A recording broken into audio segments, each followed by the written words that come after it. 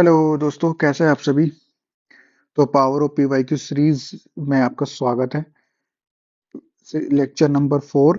आज हम जो बोर्ड का पेपर देखेंगे वो देखेंगे 2023, और हम कोशिश करेंगे इसको थोड़ा सोल्व करने की भी। ठीक है, 2023 का पेपर देखेंगे। ऑलरेडी हमने 2016 कर लिया है, 17 और 22 कर लिया है। ठीक है, आज आपको पता चल जाएगा कि कितने ज्यादा, ऐसे मान के चलो कि 95% क्वेश्चन रिपीट होंगे। मैं बता रहा हूँ ना, आपको यकीन के साथ देखना, लाइव प्रूफ देंगे हम आपको।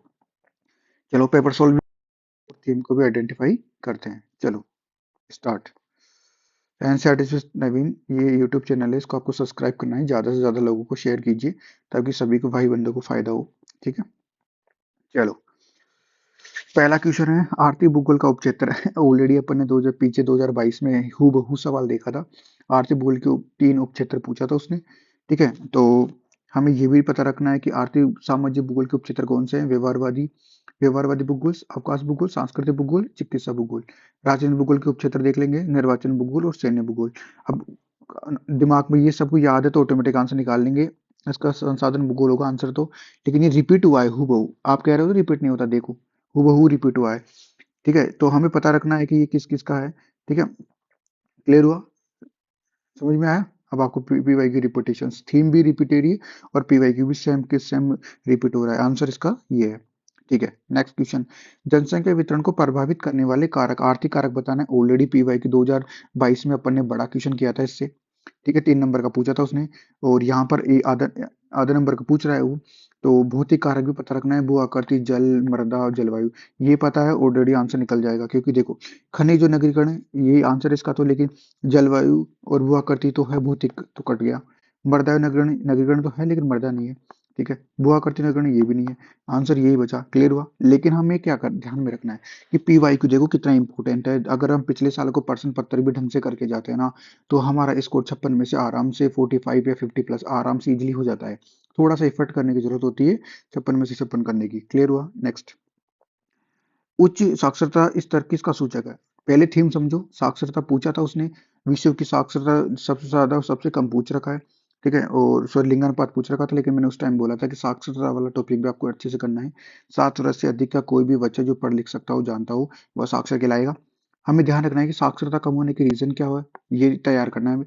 उच्च होने के क्या रीजन होते हैं, उससे क्या बेनिफिट होता है। इसका आंसर तो ये है, लेकिन हमें ध्यान ये, अब आपको ये तैयार करके जाना है। ठीक है, ये आपका काम है तैयार करना। क्लियर हो गया, चलो नेक्स्ट। मानव विकास की अवधारणा। अब मानव विकास ऑलरेडी कितनी बड़ी रिपीटेड थी, मैं इससे कितने सारे सवाल पूछ लिया ऑलरेडी। मैं कितनी बार बोल रहा हूँ कि आपको इस थीम को तैयार करना है। ठीक है, जो भी वेताओं के नाम दिए गए इसमें उनको देखो। प्रोफेसर अमृत सेन ने ये समता उपागम से जुड़ा हुआ है। दूसरी बात, मानव विकास के बारे में बोला था कि मानव को जितनी ज्यादा आप फ्रीडम दोगे, स्वतंत्रता दोगे, उतनी ही ज्यादा उसका विकास होगा। डॉक्टर महबूब उल हक ने क्या बोला था मानव विकास के बारे में, कि मानव के किस में वृद्धि कर दो, विकल्पों में। जबकि प्रोफेसर ने सेन ने क्या बोला था, स्वतंत्रताओं में वृद्धि कर दो। एलन सी सैम्पल ने बोला था ऐसे अस्थिर पृथ्वी, चंचलशील पृथ्वी के बारे में बोला था। मैंने कि मानव भूगोल की डेफिनेशन दी थी उन्होंने, याद आना चाहिए आपको। बस सीधा सीधा मैं हिंट दूंगा आपको। ठीक है, ये याद रखना है आपको। रेड जेल की डेफिनेशन में सभी समाज और धरातल के बीच संतुलित अध्ययन ध्यान में रखना है। क्लियर हो गया। अभी तीन चारों के बारे में पता है, इसके बारे में 2016 में पूछा था। ठीक है, इसके बारे में नहीं पूछा, इसके बारे में नहीं पूछा, इस बारे में अब इनको अच्छे से तैयार करके जाना है। थीम आपको पता चल गई कि किस टाइप से क्वेश्चन बना रहा है वो। ठीक है, अ, फल प्रसंस्करण व मिष्टान किससे जुड़ा हुआ है, भोजन और प्रसंस्करण से जुड़ा हुआ है। नाम में ही दे रखा है वैसे तो, लेकिन मैंने आपको कहा था कि उद्योगों से जुड़े हुए सारी की सारी थीम आपको क्या करना है, तैयार करना है। आकार के आधार पर हो चाहिए कच्चे, अब ये जितने भी उद्योग दे रखा है ना, सारे के सारे किस पे आधारित है, कच्चे माल पर आधारित है। ठीक है, तो आप इनको सभी के आपको दो दो तीन तीन एग्जाम्पल आपको याद करना है अच्छे से। रिपीट है ये, रिपीट क्वेश्चन है, देखो हो रहा है ना, आपको समझ में आ रहा है। भारत में नदियों का प्रदूषण, अब प्रदूषण वाला चैप्टर है वो, जो सेकंड बुक में 9 चैप्टर है, उसको अच्छे से करके जाना। उसमें से एक छोटे छोटे सवाल ज्यादा बनाते हैं, इसका आंसर तो ये है। लेकिन अब आपको चारों प्रदूषण के कारण पता करना है, साथ में उनको दूर कैसे करें, उनके उपाय पता करना है। ठीक है, और भूमि निम्नीकरण क्या है, उसके उपाय क्या है, उसको दूर कैसे करेंगे, ये पता करना है। अब ये सारी सारी रिपीटर आ रहे हैं।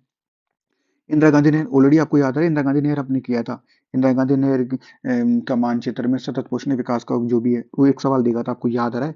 ठीक है, वो सार अगर आप वहां से इंदिरा गांधी नहर को अच्छे से करके आते ना, तो आपको कमर से नहीं याद आ रहा होगा। अब कमर से नहीं याद आ रहा तो ठीक है, याद आ रहा हो, महबूब किससे जुड़ा हुआ है, डॉक्टर महबूब उल हक। इंदिरा गांधी किससे जुड़ी हुई है? इंदिरा गांधी बेसिकली है ही नहीं, इससे जुड़ा हुआ नहीं है इससे, ठीक है।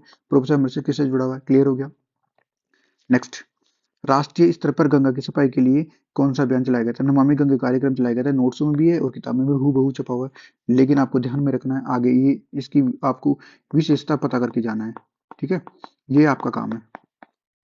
नेक्स्ट, प्रदूषण स्थान विशिष्ट होता है। प्रदूषण जो स्थान पर विशिष्ट होता है, लोकेशन स्पेसिफिक होता है, वो है ध्वनि प्रदूषण। आ गया, देखो रिपीट हो रहा है ना, जल प्रदूषण, वायु प्रदूषण, ये अब आपको तैयार करके जाना है। पर्यावरण प्रदूषण आपको तैयार करके जाना है, अच्छे से तैयार करके जाना। ये थीम देखना, इस बार रिपीट होगी, मैं बोल रहा हूँ ना, गारंटी इस बार रिपीट होने वाली ये थीम, ठीक है। नेक्स्ट, भूमध्य सागरीय कृषि, ऑलरेडी सागरीय कृषि, विपणन कृषि पूछ रहा था, गैर निर्वाह कृषि पूछ रहा था, विस्तृत वाणिज्य नार कृषि पूछा था, और मैंने उसी टाइम बोला था आपको कि भूमध्य सागरीय कृषि भी आपको ढंग से करके जाना है, और सवाल बना दिया। देखो इसका आंसर अंगूर है, लेकिन ध्यान में रखना है। परिवहन में क्रांति, परिवहन टॉपिक याद करके जाओगे तो भाई ये तो ऑलरेडी सवाल हो जाएगा, छोटा सवाल है, ठीक है, ये हटा दिया है आपके।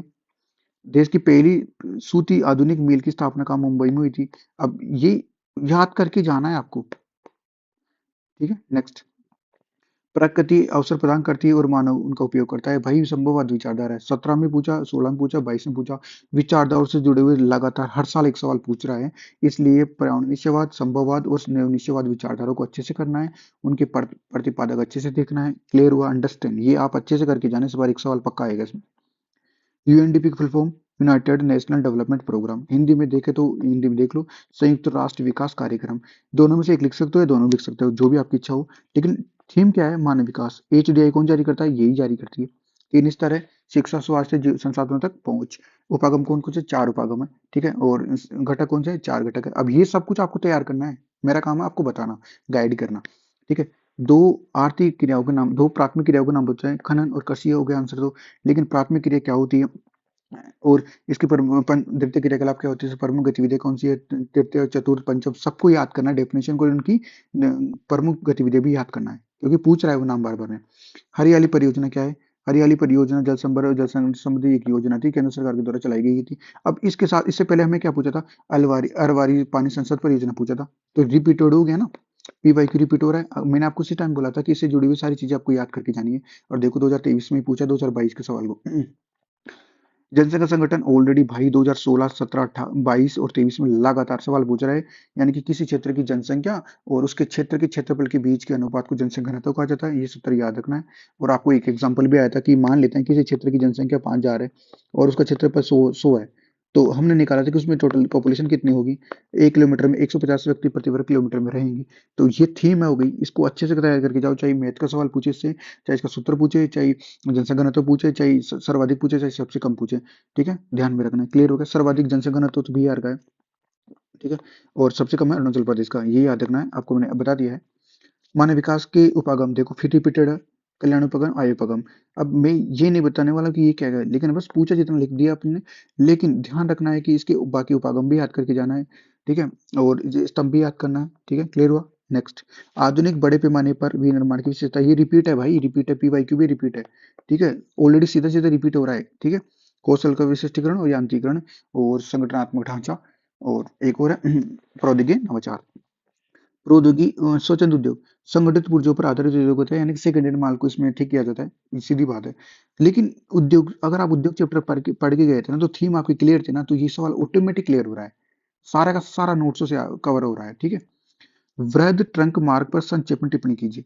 अरे भाई, उत्तरी अटलांटिक का समुद्री मार्ग पढ़ाया था आपको, और मैंने बताया था कि एक चौथाई व्यापार इसी से होता है, नहीं, ठीक है, 25% व्यापार विश्व का इसी मार्ग के द्वारा होता है।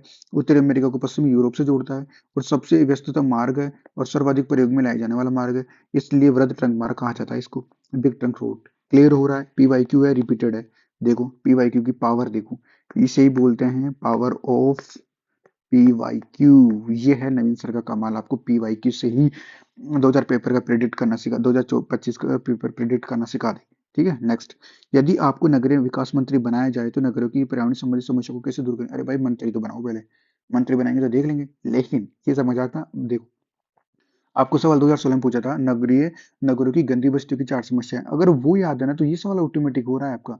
सो समस्या होगी तो उसका उल्टा कर दो, उसका उपाय हो जाता है, ठीक है। ये वेस्ट सुविधा नहीं है, गंदी नाली है, औद्योगिकरण का समस्या है, ठीक है, काफी समस्या, परिवहन की समस्या है, सुख सुविधाओं का अभाव है, काफी समस्या है भाई, कूड़ा कचरा है, काफी समस्या है। लेकिन ध्यान में रखना, 2017 में पूछा, 2022 में रिपीट पूछ रहा है लगातार थीम को। तो इससे जुड़ी हुई सारी चीजें तैयार करके जाना है आपको, ठीक है। नेक्स्ट, बेटी बचाओ बेटी पढ़ाओ आंदोलन, अब ये लॉजिकल सवाल है, ठीक है। ऐसे सवाल किताबों में नहीं मिले, मिल भी जाए, ठीक है। संवेदन जेंडर जेंडर के प्रति संवेदनशीलता को बढ़ावा देने का काम करता है। क्लियर हो गया, ठीक है। महिला सशक्तिकरण को बढ़ावा देने की बात कर रहा है ये, लेकिन ये नोट्स में मिल जाएगा आपको हूबहू। लेकिन ये लॉजिकल सवाल है, ये आपको दिमाग से करना होता है, ठीक है। प्रवास की धाराएं क्या है, ये ऑलरेडी रिपीटेड है पीवाई क्यू। प्रवास की धारा, नगर से नगर, नगर से गांव, गांव से गांव, गांव से नगर, ये चार धाराएं पूछा था इसने, ठीक है। अब आपको अपकृष्ट कारक पूछ रखा है, प्रतिकृष्ट कारक भी याद करना है, अपकृष्ट कारक भी याद करना है, प्रवास किसे कहते हैं वो भी याद करना है, उद्गम स्थान और गंतव्य स्थान भी याद करना है, ठीक है। ध्यान रखो।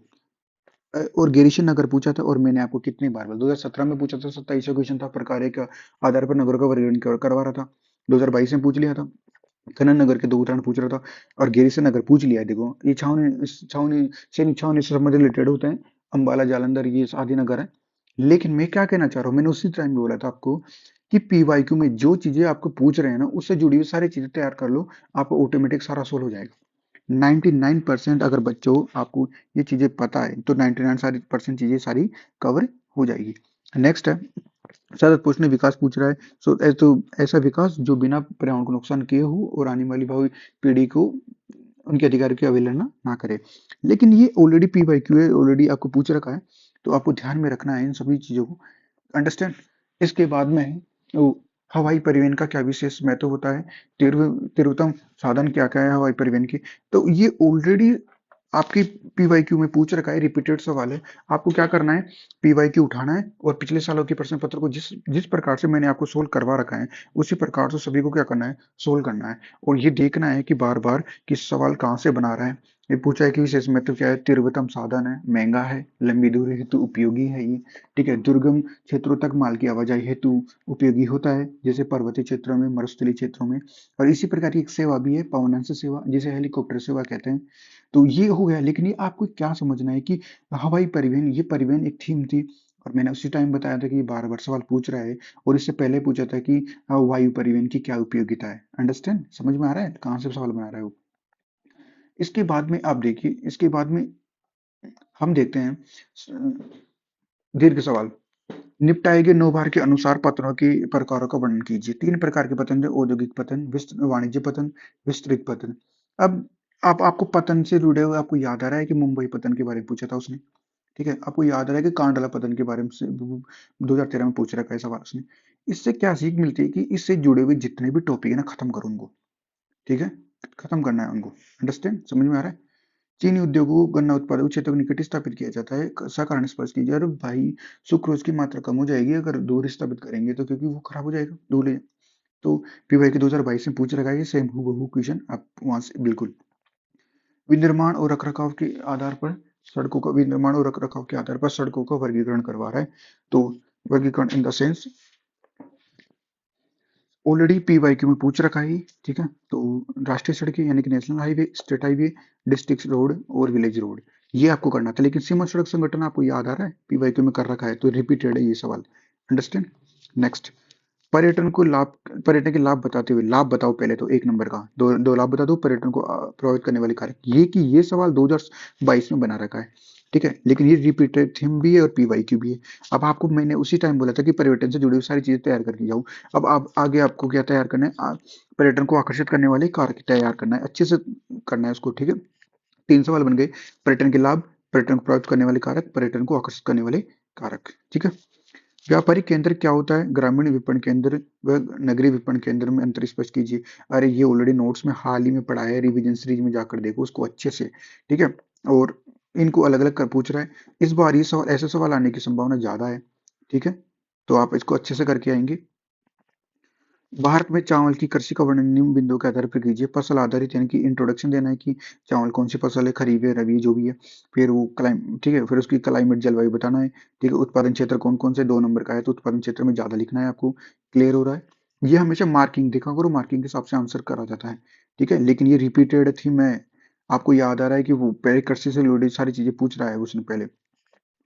भारत में कृषि समस्या 2016 में ये सवाल पूछा था। अगर आप करके गए थे, तैयार करके गए थे पीवाईक्यू, तो अरे भाई पीवाईक्यू आप करके जाओ। मैं कह रहा हूँ ना, आप तो 2016 से 2024 तक भी करके जाऊंगा ना, तो गारंटी है आप 95% पेपर पहले ही प्रिडिक्ट कर दोगे ही।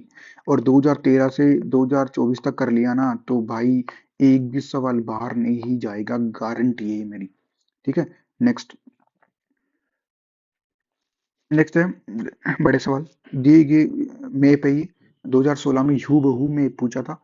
ठीक है। हवाई पता नहीं पूछ रहा है। Mumbai, Sydney, New York, Cape Town, ये तीनों स्थान तो पहले पूछ लिया। सिडनी ने पूछा है जो कि ऑस्ट्रेलिया में। ठीक है। ऑस्ट्रेलिया में सड़ी पढ़ते याद रखना है, मेलबॉर्न याद करना है, सिडनी याद करना है, ये तीनों चीज याद करनी है। मुंबई, न्यूयॉर्क और केप टाउन, ये अच्छे से याद करना है। ठीक है। दिए गए भारत में लोहा एक्स के बारे में पूछा था। मैंने आपको क्या बोला है, खनिज वाला चैप्टर है, उसमें मैप दे रखे हैं, उनको एक बार खाली मैप में भर लो, आपका काम हो जाएगा इजीली। ठीक है। आई होप कि आपको power of P Y Q का मतलब पता होगा। मेरे हिसाब से आप देखो, मैं रियल फैक्ट पे बात करने वाला बंदा हूँ। आप खुद देखो, 95% जो क्वेश्चन है ना, वो सारे के सारे रिपीट है। ठीक है। और इसे ही क्या बोलते हैं, स्मार्ट वे। क्या बोलते हैं, स्मार्ट वे। स्मार्ट लोगों से पढ़ोगे तो स्मार्ट बनोगे, सीधा सीधे बात, सीधा फंडा है अपना। क्लियर हो गया। Power of P Y Q है। टीचर पढ़ा रहे हैं वो, उनको तुम अच्छे से जानते हो, उनकी डेप्थ नॉलेज कितनी खतरनाक है। आपको इसी तरीके से सारे पी वाई क्यू सीरीज देखनी है। और आप खुद देखो, पहली बात तो आप खुद पेपर लेके बैठो, जैसे मैं जैसे सोल्व कर रहा हूँ वैसे सोल्व करके देखो। आप खुद बता दो कि पी वाई क्यू कितना इंपॉर्टेंट है, और कहाँ से क्वेश्चन पूछ रहा है, कौन सी थीम रिपीट हो रही है। और 2024 में देखना, अब 2024 का भी करवाएंगे आपको, तब आप देखना, आप खुद बोलोगे सर ये तो बार बार पूछ रहा है सवाल। तो यही तो मैं कह रहा हूँ, power of P Y Q, इसे ही कहते हैं power of P Y Q. काफी टीचर्स बोलते हैं कि पी वाई रिपीट नहीं होते, अरे भाई एक बार आप सोल्व करके देखो, आपको पता चलेगा कि पी वाई क्यू की इंपॉर्टेंस क्या है। तो दोस्तों, वीडियो को ज्यादा से ज्यादा शेयर करो, अपने भाई बंधु जो भी है बेचारे, तो उनको शेयर करो दबा के। चैनल को सब्सक्राइब करो, ताकि सभी लोगों तक ये वीडियो पहुंचे। ठीक है। नेक्स्ट वीडियो में मिलेंगे, तब तक के लिए बाय बाय।